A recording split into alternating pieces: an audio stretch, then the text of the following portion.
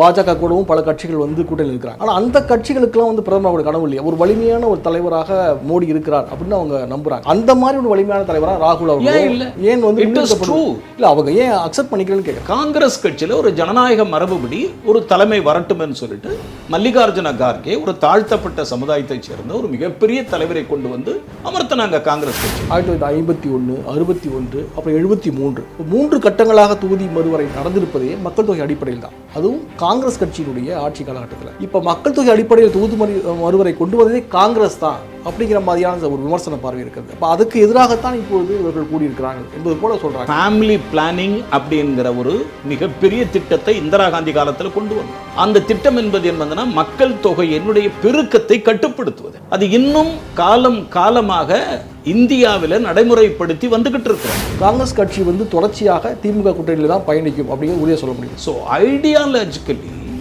காங்கிரஸும் டிஎம்கேவும் it is a trustworthy understanding alliance. நாங்கள் நல்லாவே தான் இருக்கிறோம். விஜய் தனி கட்சி ஆரம்பிச்சா என்ன, அண்ணா திமுக பாரதிய ஜனதாவிலிருந்து வெளியில வந்தா எங்களுக்கு என்ன, எங்க கூட்டணி வலுவாதான் இருக்கு. காங்கிரஸ் கட்சியின் முன்னாள் நாடாளுமன்ற உறுப்பினர் விஸ்வநாதன் பெருமாள் பங்கு பெறும் கேள்வி களம். வணக்கம் நேயர்களே, இன்றைய கேள்வி களம் நிகழ்ச்சியில் கலந்து கொண்டு பல்வேறு கருத்துக்களை வழங்குவதற்காக தெலங்கானாவினுடைய அகில இந்திய காங்கிரஸ் கமிட்டியுடைய செயலாளரும் முன்னாள் நாடாளுமன்ற உறுப்பினருமான திரு விஸ்வநாதன் பெருமாள் அவர்கள் நம்மோடு இருக்கிறார்கள். வணக்கம் சார். வணக்கம். நல்லா இருக்கீங்களா சார்? நல்லா இருக்கேன், தேங்க்யூ சார். பொதுவாக இப்போ பாஜகவுடைய ஆட்சி கடுமையாக விமர்சிக்கப்படுகிறது. தென் மாநிலங்கிறது கடும் எதிர்ப்பு கிளம்பி இருக்கிறது. அதையும் தாண்டி வந்து தொடர்ச்சியாக 3வது முறையாகவும் மோடி தலைமையிலான ஆட்சி அமைந்திருக்கிறது. இதற்கு விமர்சகர்கள் மூலமாக வைக்கக்கூடிய பதில் என்னவா இருக்குன்னா, காங்கிரஸினுடைய பலவீனமே பாஜகவுடைய பலம் அப்படின்னு சொல்கிறாங்க. இதை நீங்கள் எப்படி பார்க்குறீங்க? அது எப்படி காங்கிரஸ் கட்சியினுடைய பலவீனம்னு சொல்ல முடியும்? உங்களுக்கு 1982 தான் பாரதிய ஜனதா கட்சி முதல் முறையாக இந்திய நாடாளுமன்றத்துக்குள்ளே நுழைகிறாங்க. 2 உறுப்பினர்கள் 82 உள்ள வராங்க. ஆனால் பிஃபோர் இண்டிபெண்டன்ஸ், சுதந்திரம் அடைவதற்கு முன்னாலே 1885 ஆரம்பிக்கப்பட்ட ஒரு அரசியல் இயக்கம் காங்கிரஸ் பேரியக்கம்.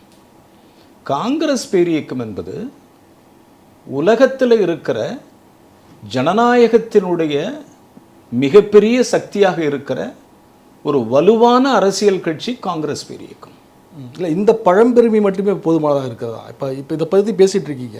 ஆனால் நடப்பு அரசியலில் வந்து நீங்கள் பின்னுக்கு தள்ளப்படுவது காரணம் என்னன்னு கேட்குறேன். எப்படி பின்னுக்கு தள்ளப்பட்டு தான் நம்ம சொல்ல? பல மாநிலங்களில் ஆட்சி அதிகாரத்தை இழந்திருக்கீங்க, மத்தியில் ஆட்சிக்கு வர முடியல. இந்த மாதிரி விஷயங்களுக்கு என்ன காரணம் நினைக்கிறீங்க? இல்லை, பொதுவாக ஒரு அரசியல் கட்சி வந்து ஏற்றம் பெறுவதும் ஒரு காலகட்டத்தில் அது கீழ் நோக்கி வருவதும் வந்து ஒரு தேர்தல் களத்திலேயாகட்டும் ஜனநாயகத்திலேயாகட்டும் இது ஒரு மரபு சுற்று நடக்கத்தான் செய்யும். அதை யாரும் நம்ம வந்து புறந்தள்ளி விட முடியாது. குறிப்பாக இந்தியாவை பொறுத்தளவில் பாரதிய ஜனதா கட்சி மக்களை பிரித்தாளும் சூழ்ச்சியை கையாளுகிறார்கள். இப்போ நாம் வந்து காங்கிரஸ் கட்சி உருவாகிற பொழுது டெமோக்ரஸி, சோஷியலிசம், செக்குலரிசம், நான் அலைன்மெண்ட், யூனிட்டி அப்படிங்கிற ஒரு கான்செப்டோட காங்கிரஸ் பேரியக்கம் இந்த நாட்டை ஏறத்தாழ ஒரு 50 ஆண்டுகள் நம்ம வந்து ரூல் பண்ணியிருக்கோம்.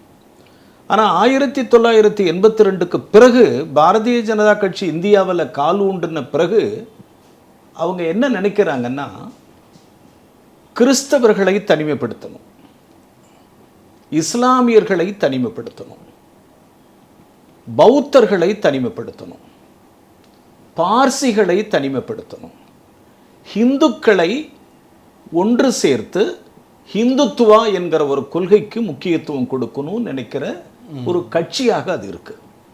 என்ன சொல்லப்போனால் நான் என்ன விரும்புகிறேன்னா, அதாவது ஹிந்துத்துவா என்கிற ஒரு கோர முகத்தோடு கொம்பு முளைத்திருக்கிற ஒரு அகோரமான ஒரு அருவமற்ற ஒரு பாரதிய ஜனதா கட்சி தான் இன்னைக்கு இந்தியாவில் இருக்கு. இதே போன்ற பிரச்சாரங்களை வந்து பல கட்சிகள் வந்து முன்வைக்கிறாங்க. அதையெல்லாம் ஒன்றிணைத்து வந்து நீங்கள் இந்தியா கூட்டணின்னு ஒரு பெரிய அமைப்பை உருவாக்குனீங்க. அதில் அங்கம் வகித்த தலைவர்களே கூட இப்போ என்ன செய்கிறாங்க, வெளியே போயிட்டாங்க. இப்போ நிதிஷ்குமார் அவர்கள் இருந்தார், வெளில போயிட்டார். இப்போ கெஜ்ரிவால் அவர்களோட வந்து பிரச்சனை ஏற்பட்டிருக்கிறது. மம்தா பானர்ஜி அவர்கள் கூட வந்து பெரிய அளவில் வந்து காங்கிரஸ் தலைமையிலான அந்த கூட்டணியை வந்து ஆதரிக்கலை. இப்போ இதெல்லாம் வச்சு பார்க்கும்போது நிர்மலா சீதாராமன் அவர்கள் என்ன ஒரு விஷயத்தை சொல்கிறாங்கனாக்கா, இந்தியா கூட்டணிக்கு தலைமை தாங்கக்கூடிய தகுதி படைத்த தலைவர்கள் காங்கிரஸில் இல்லை அப்படின்னு விமர்சனத்தை முன்வைக்கிறாங்க. மிக தவறானது. நிர்மலா சீதாராமனை பொறுத்தளவில் பொதுவான அரசியல் அறிவு அற்றவராகவும் பொருளாதார அறிவு அற்றவராகவுமே என்னை போன்று இருக்கிற காங்கிரஸ் தலைவர்கள் நாங்கள் பார்க்குறோம்.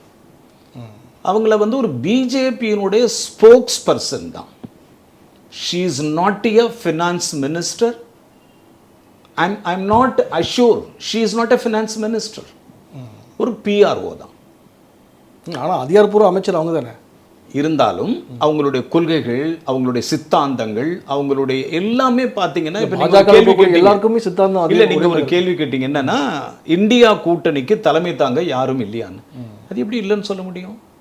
அகில இந்திய காங்கிரஸ் கட்சியினுடைய தலைவர் மல்லிகார்ஜுன கார்கே அந்த கூட்டணிக்கு தலைமையேற்று பல்வேறு கூட்டங்களை நடத்தியிருக்கிறார். ஆனால் சமீப காலமாக மம்தா பானர்ஜி அதிலிருந்து விலகி நிற்கிறார். அரவிந்த் கெஜ்ரிவால் அதிலிருந்து வெளியேறி இருக்கிறார். நிதிஷ்குமார் அதிலிருந்து வெளியேற்றப்பட்டிருக்கிறார். இதனுடைய என்ன வாட் கான்செப்ட் சேஸ் என்ன சொல்லுது இந்தியாவில்னு கேட்டால், கெஜ்ரிவால் எப்பயுமே பவருக்காக காத்திருக்கிற ஒரு ஆள், ஒரு ஐடியாலஜிக்காக காத்திருக்கிற ஒரு ஆள் இல்லை, பவர். அதே போல நிதிஷ்குமார் ஒரு ஐடியாலஜிக்காக, ஒரு செக்குலருக்காக, இந்திய மக்களினுடைய அடையாளமாக பிரதிபலிப்பாக இருக்கிற ஆள் இல்லை. காங்கிரஸ் கூடவும் சேருவார், கம்யூனிஸ்ட் கூடவும் சேருவார், நீங்கள் அங்கே இருக்கிற பீகாரில் இருக்கிற லல்லு பிரசாத் யாதவ் கூடவும் சேருவார், பிஜேபி கூடவும் சேருவார். அவருடைய நிலைப்பாடு என்பது எப்பயுமே it is not a sustainable, it is not a standard. அவர் அடிக்கடி தன் முகத்தையும் தன்னுடைய கொள்கையிலும் மாற்றிக்கொள்ளுகிற ஒரு ஆள். மம்தா பானர்ஜி ஒரு ஈகோஸ்டிக் ஒரு விமன், கம்ப்ளீட் ஈகோஸ்டிக் விமன். ஆனால் இவங்களாம் சேர்த்தான ஒரு கூட்டணி அமைச்சு இல்லை, நாம வேணான்னு நம்ம சொல்லலையே, அந்த கூட்டணி தானே நாம விரும்புகிறோம். ஒரு காலகட்டத்தில் 2019 பார்த்தீங்கன்னாலே இந்த தோல்விக்கே காரணம் பிரதமர் என்கிற கனவு தானே. நிதிஷ்குமாருக்கு பிரதமர் என்கிற கனவு, அரவிந்த் கெஜ்ரிவாலுக்கு பிரதமர் என்கிற கனவு, மாயாவதிக்கு பிரதமர் என்கிற கனவு, மம்தா பானர்ஜிக்கு பிரதமர் என்கிற கனவு, ஏன்னா எல்லாருக்கும் பிரதமர் என்கிற கனவுல மிதக்கிறவங்க மாநிலத்துக்குள்ள மாற்று முகாமில் பார்த்தீங்கன்னாக்கா பாஜக கூடவும் பல கட்சிகள் வந்து கூட்டணியில் இருக்கிறாங்க. ஆனால் அந்த கட்சிகளுக்கெல்லாம் வந்து பிரதமரோட கனவு இல்லையா, ஒரு வலிமையான ஒரு தலைவராக மோடி இருக்கிறார் அப்படின்னு அவங்க நம்புறாங்க. அந்த மாதிரி ஒரு வலிமையான தலைவராக ராகுல் அவர்கள் இல்லை, ஏன் வந்து இல்லை அவங்க ஏன் அக்செப்ட் பண்ணிக்கிறேன்னு கேட்குறாங்க. அந்த அளவுக்கு நீங்கள் நான் என்ன சொல்கிறேன்னா, ராகுல் காந்தியை நான் எப்படி பார்க்குறேன்னா, ராகுல் காந்தியை என்னுடைய பார்வையில் ஒரு அகில இந்திய காங்கிரஸ் கட்சியினுடைய செயலாளர் நான் எப்படி பார்க்குறேன்னா, ஒரு அரசாங்கத்தின் மீது, ஒரு கவர்னன்ஸ் மீது மிகப்பெரிய அக்கறை உள்ள, ஆளுமை உள்ள ஒரு தலைவராக தான் நான் பார்க்கிறேன். 100 நாடாளுமன்ற உறுப்பினர்கள், 100 நாடாளுமன்ற உறுப்பினர்கள் காங்கிரஸில் இருக்கிறாங்க. 7 நாடாளுமன்ற ராஜ்யசபா உறுப்பினர்கள் காங்கிரஸில் இருக்கிறாங்க. கன்னியாகுமரியிலிருந்து காஷ்மீர் வரை 4070 கிலோமீட்டர் பாத யாத்திரை செஞ்ச மிகப்பெரிய தலைவர். ரெண்டாவது, நீங்கள் வந்து மணிப்பூரிலிருந்து மும்பைக்கு கிட்டத்தட்ட 6700 கிலோமீட்டர் பாத யாத்திரை பண்ண ஒரு தலைவர். 2014 பிரதமர் பதவியை ஏற்றுங்கன்னு கேட்கும்போது வேணான்னு சொன்ன தலைவர்.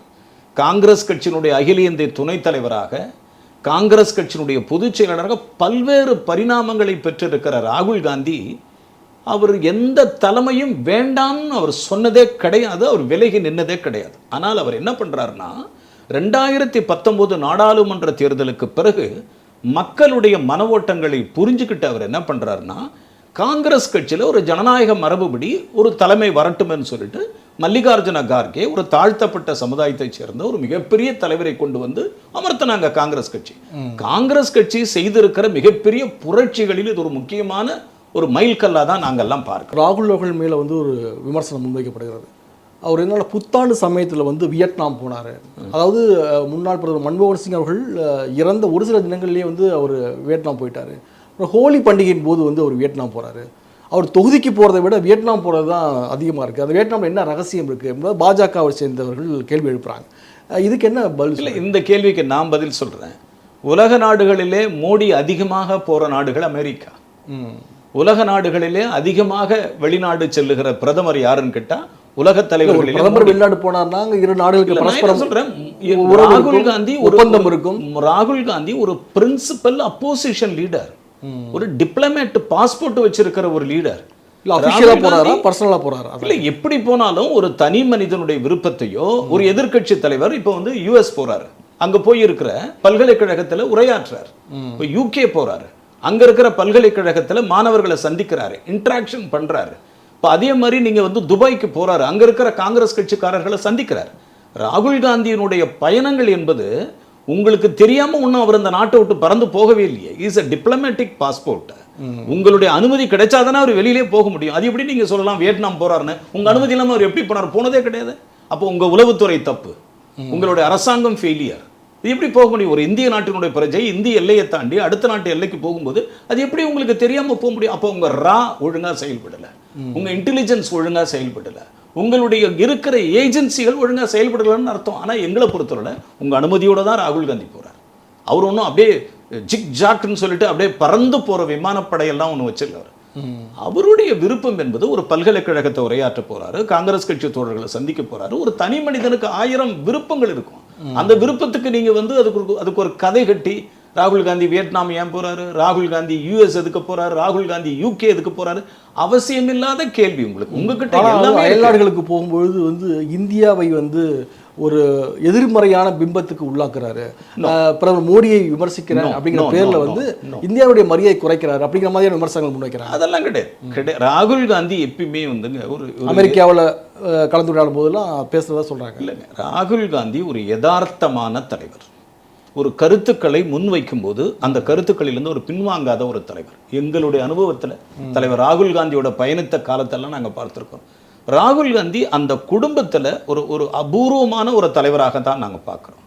இந்திரா காந்தி, ராஜீவ் காந்தி, சோனியா காந்தி, அந்த லெஜெண்ட்ஸில் நாங்கள் பார்க்குற பொழுது தலைவர் ராகுல் காந்தி தன்னுடைய மனதில் பட்ட கருத்துக்களை ஒளிவு மறைவில்லாமல் தைரியமாக சொல்லக்கூடிய ஒரு தலைவர்.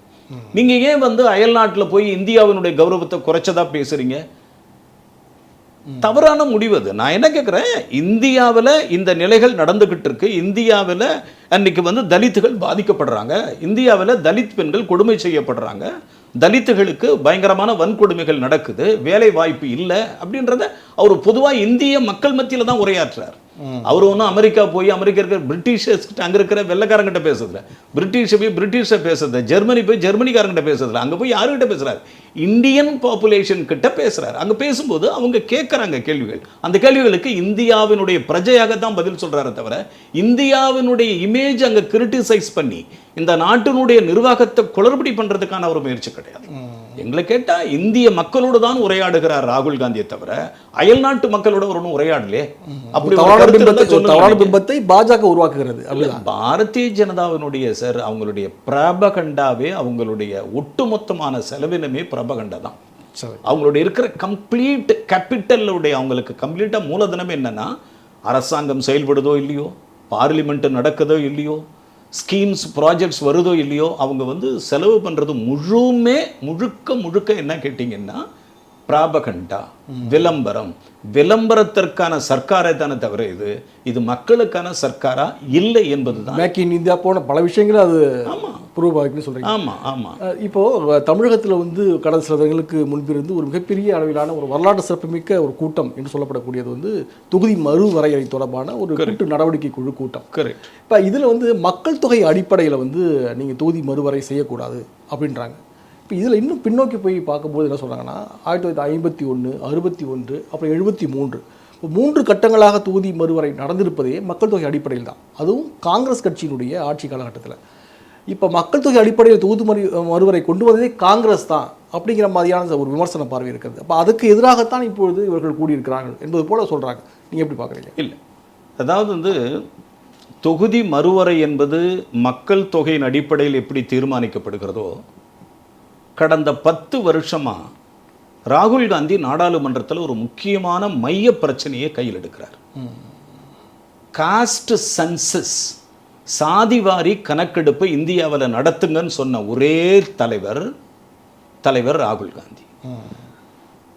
நரேந்திர மோடி இந்த நாட்டினுடைய பிரைம் மினிஸ்டர் என்னைக்காவது காது கொடுத்து கேட்டிருப்பாரா? இல்லை காஸ்ட் சென்சஸ் இந்தியாவுக்கு வேணும் அப்படின்னு ஒரு நாளாவது பாராளுமன்றத்தில் பேசியிருப்பாரா?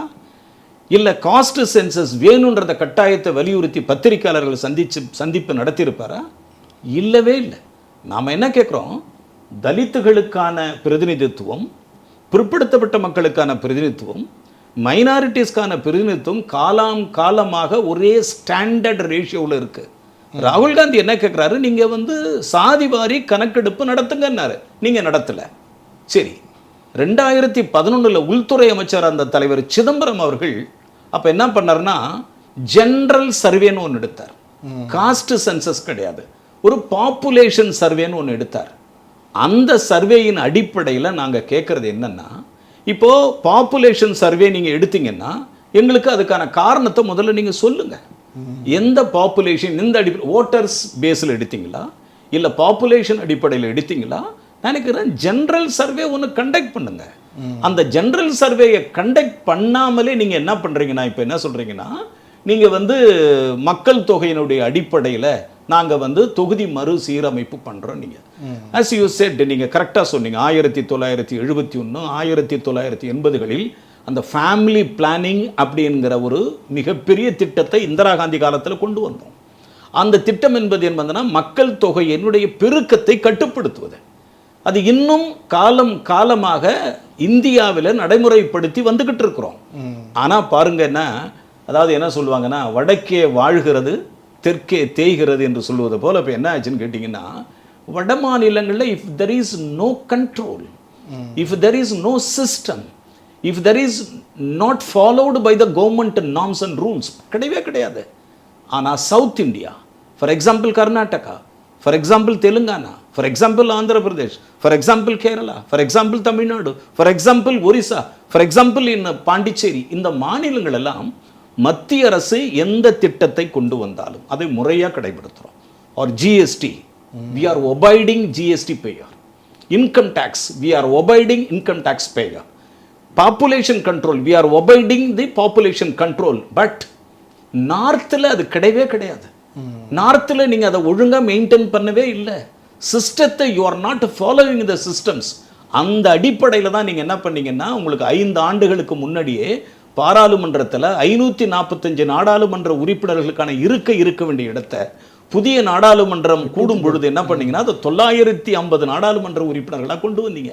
எங்களுக்கு இப்போதான் தெரியுது 950 நாடாளுமன்ற உறுப்பினருக்கான இருக்கை நீங்கள் தேர்வு செய்யப்பட்டது என்னன்னா, மக்கள் தொகையினுடைய அடிப்படையில் வட மாநிலங்களுக்கு கூடுதலான நாடாளுமன்ற உறுப்பினர்களை கொடுத்து தென் மாநிலத்தில் இருக்கிற மாநிலங்களுக்கான நாடாளுமன்ற உறுப்பினர்கள் எண்ணிக்கை குறைப்போம் என்பது இது வரலாற்று பிழை, வரலாற்று சதி.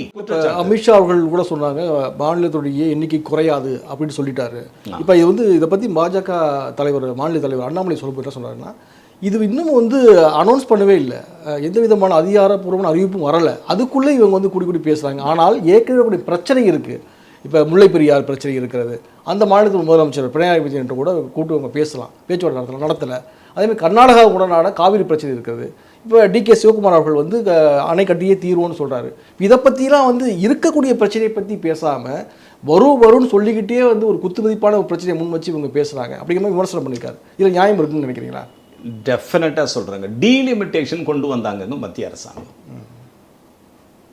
பிரதமர் இந்தியாவில் இருக்கிற பொருளாதார வல்லுநர்களை கூட்டு பேசினாரா, இல்லை இந்தியாவினுடைய ஃபைனான்ஸ் மினிஸ்டரோட கூட்டு பேசினாரா? டிமானிட்டைசேஷன் தான் சொல்கிறேன். இல்லை இந்தியாவில் இருக்கிற முதன்மை செக்ரட்டரி கூட்டு பேசினாரா, பிரின்சிபல் செக்ரட்டரி கூட்டாரா, யாரை கூப்பிட்டாருன்னு நான் கேட்குறேன். 1 நைட் 8 மணிக்கு டிக்ளேர் பண்ணுறாங்க பண மதிப்பு இழப்பு 500 ரூபாய் நோட்டு 1000 ரூபாய் நோட்டு செல்லாதுன்னு அறிவிச்சிங்க. நீங்கள் யாரை கிட்ட அறிவிச்சிங்க? பார்லிமெண்ட்டில் டிஸ்கஸ் பண்ணிங்களா, இல்லை உங்கள் கேபினட்டை கூப்பிட்டு பேசுனீங்களா, உங்கள் பொருளாதார செயலாளர்கிட்ட பேசுனீங்களா, இல்லை இந்தியாவினுடைய சீஃப் செக்ரட்டரி பிரின்சிபல் செக்ரட்டரி கூப்பிட்டு பேசுனீங்க? இல்லையே. அதுபோலத்தான் இதை நீங்கள் செய்ய போறீங்கன்றது எங்களுக்கு தெரியும். நீங்கள் ஒவ்வொரு காங்கிரஸ், அதாவது பிஜேபியினுடைய ஒவ்வொரு நடவடிக்கைகளும் யாருடன் கலந்து பேசுறது இல்லை. இது எப்படின்னு கேட்டீங்கன்னா, அதாவது சுப்பீரியர் மென்டாலிட்டி. இந்த நாட்டில் ஜனநாயக நாட்டில் இருக்கிற மாதிரி இல்லை பிரதமர் மோடி. அவர் எப்படி நடந்துக்கிறாருன்னா, ஒரு மன்னர் எப்படி ஒரு ஆட்சி நடத்துவார் என்பதற்கு அடையாளம்தான் மோடியை தவிர மக்களாட்சி நடத்துகிற ஒரு அடையாளத்தையோ அறிகுறியோ இவரிடம் எங்களால் பார்க்க முடியாது. அந்த அடிப்படையில் தான் இருக்கிற மாநிலத்தினுடைய முதல்வர்கள் எல்லாம் ஒன்றா சேர்ந்து தளபதி ஸ்டாலின் அவர்கள் ஒரு புரட்சிகரமான கூட்டத்தை நடத்தி மக்கள் மத்தியில் ஒரு தெளிவை கொடுத்திருக்கிறார். இப்போ எங்களுக்கெல்லாம் ஒரு அவேர்னஸ் வந்திருக்கு. இதை பற்றி எங்களுக்கு புரிதல் இல்லாமல் இருந்தோம். ஆனால் இந்த கூட்டம் நடந்த பிறகுதான் இருக்கிற அரசியல் கட்சி தலைவர்களுக்கெல்லாம் இந்தியாவிலே ஒரு புரிதல் வந்திருக்கு. அதனால மோடி அரசாங்கம் எந்த நடவடிக்கையும் எப்போ வேணாலும் நடக்கும். சரி, இப்போ திமுக கூட்டணியில் வந்து அங்கம் வகித்து காங்கிரஸ் கட்சி பயணித்து கொண்டிருக்கிறது. ஓகே, இப்போ வரக்கூடிய 2026 தேர்தலில் சட்டமன்ற தேர்தல் தமிழக வெற்றி கழகம் அப்படிங்கிற ஒரு கட்சியை துவங்கி இருக்கக்கூடிய விஜய் அவர்கள் என்ன சொல்கிறாருனாக்கா, கூட்டணி ஆட்சி அமைப்போம் அப்படின்னு சொல்கிறார். கூட்டணி ஆட்சிக்கு வாய்ப்பு கொடுப்போம்னு சொல்கிறார். இப்போ வேணும் 2 விதமான வாய்ப்புகள் இருக்கும் பொழுது காங்கிரஸ் கட்சி வந்து தொடர்ச்சியாக திமுக கூட்டணியில் தான் பயணிக்கும் அப்படிங்கிற உறுதியாக சொல்ல முடியுமா? சார், இந்தியாவிலே திராவிட முன்னேற்ற கழகத்தை போன்று ஒரு நம்பகத்தகுந்த அரசியல் கட்சி, ஒரு அரசியல் நட்பு கூட்டணி காங்கிரஸுக்கு வந்து திமுக தான் சார் நம்பர் 1. ஸோ அதான் சொல்கிறேன், the trustworthy alliance in the country DMK number 1. Number 2, DMK தலைவருக்கும் அகில இந்திய காங்கிரஸ் கட்சிக்குமான உறவு என்பது ஒரு அற்புதமான உறவு. அந்த உறவுக்கு காரணம் என்ன கேட்டிங்கன்னா ஐடியாலஜி. நாங்கள் மதச்சார்பு என்கிற ஒரு கொள்கையிலிருந்து நாங்கள் நிற்கிறோம். மதச்சார்பை நாங்கள் ஏற்றுக்கொள்ளவில்லை. இந்தியாவிலே அதை வலுவாக அந்த கொள்கையை முன்னெடுத்து செல்லுகிற ஒரே மாநிலம் வந்து தமிழ்நாடு. தமிழ்நாட்டில் அவங்க என்ன சொல்கிறாங்கன்னா, நாங்கள் மதத்தை எந்த காலத்திலும் சார மாட்டோம், சார்ந்து இருக்கவும் மாட்டோம். மதம் எங்களுக்கு தீவிரம் காட்டுவது அரசியல் ரீதியான பிழைப்பு எங்களுக்கு கிடையாது. Dravida Munnetra Kazhagam very clear. So ideologically காங்கிரஸும் டிஎம்கேவும் it is a trustworthy understanding alliance. நாங்கள் நல்லாவே தான் இருக்கிறோம். எங்களுக்கு என்ன பிரச்சனை? இப்போ விஜய் தனி கட்சி ஆரம்பித்தா என்ன, அதிமுக பாரதிய ஜனதாவிலிருந்து வெளியில் வந்தால் எங்களுக்கு என்ன? எங்கள் கூட்டணி வலுவாக தான் இருக்கு. திராவிட முன்னேற்ற கழகம் 2021க்கு பிறகு 2026இல் அதிக பெரும்பான்மையோடு ஒரு ஆட்சியை பிடிக்கிற ஒரு மிகப்பெரிய அரசியல் சக்தியாக கண்டிப்பாக வளரும். அதில் காங்கிரஸ் கட்சி அதற்கு கூடுதுணையாக இருக்கும். அதில் ஒன்றும் மாற்று கருத்தை கிடையாது. சரி, நல்லது சார். இந்த நிகழ்ச்சியில் கலந்து கொண்டு பல்வேறு கருத்துக்களை சொன்னீங்க. வசந்த் தொலைக்காட்சி சார்பில் நன்றி சார். நன்றி, வணக்கம். Thank you very much.